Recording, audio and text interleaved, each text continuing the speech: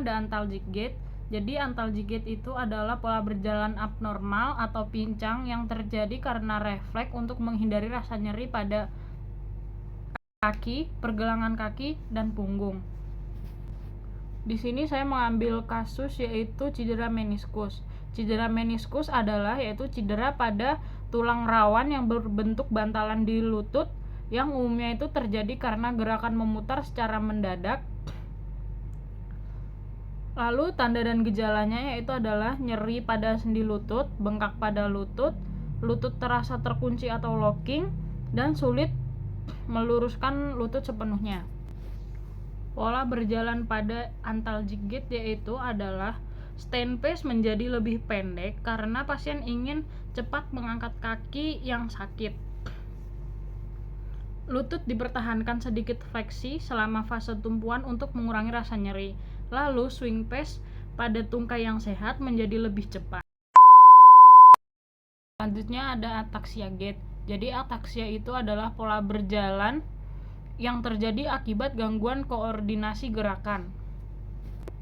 Kasus untuk ataxia gait yaitu cerebellar ataxia, yaitu adalah gangguan koordinasi gerakan akibat kerusakan cerebellum yang berfungsi mengatur keseimbangan postur dan ketepatan gerak. Tanda dan gejalanya yaitu kehilangan keseimbangan, kedua jalan sempoyongan, sulit berjalan lurus, tremor, lalu dysarthria. Lalu pola berjalan pada ataxia gait yaitu langkah tidak teratur dengan step leg dan kecepatan yang berubah-ubah. Terus terjadi goyangan batang tubuh atau terangnya ikutan bergerak. Lalu sulit untuk berjalan lurus dan nampak seperti orang mabuk. Dan pada stand pace, pasien memperlebar tumpuan untuk meningkatkan stabilitas. Wow. Ketiga ada steppage gait. Jadi steppage gait itu adalah pola jalan yang terjadi akibat kelemahan atau kelumpuhan otot pada pergelangan kaki. Kasus pada steppage gait yaitu foot drop. Foot drop adalah kondisi kelemahan atau paralisis otot dorsoflexor pergelangan kaki akibat gangguan nervus peroneus dan lesi saraf perifer.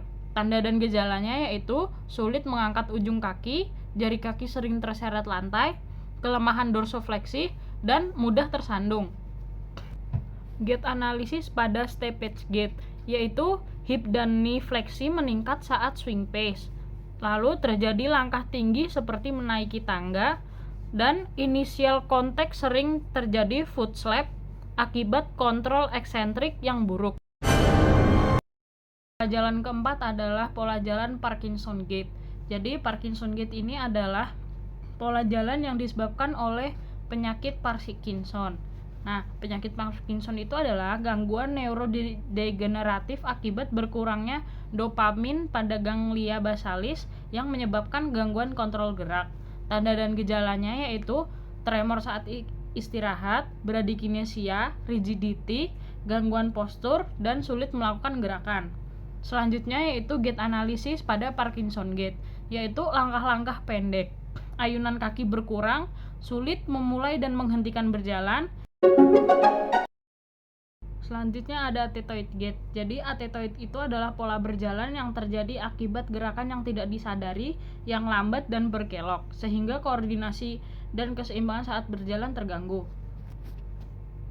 Kasus pada athetoid gait yaitu adalah dyskinetic cerebral palsy, yaitu gangguan neurologis akibat kerusakan ganglia basalis yang menyebabkan gerakan involunter melambat dan berputar.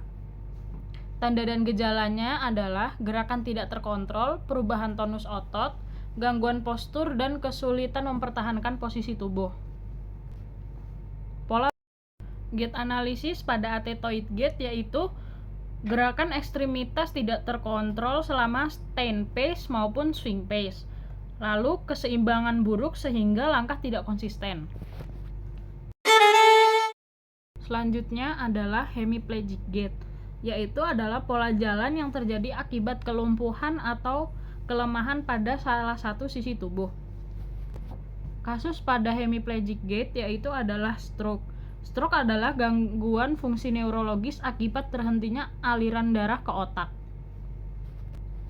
Tanda dan gejalanya yaitu adalah kelemahan salah satu sisi tubuh, spastisitas, gangguan keseimbangan, penurunan koordinasi, dan kesulitan melakukan aktivitas fungsional. Gait analisisnya yaitu kaki sulit melakukan fleksi saat swing, terjadi circumduction gait, yaitu tungkai bergerak melingkar ke samping, lalu knee fleksi saat swing berkurang, lalu kecepatan berjalan melambat dan asimetris langkah meningkat.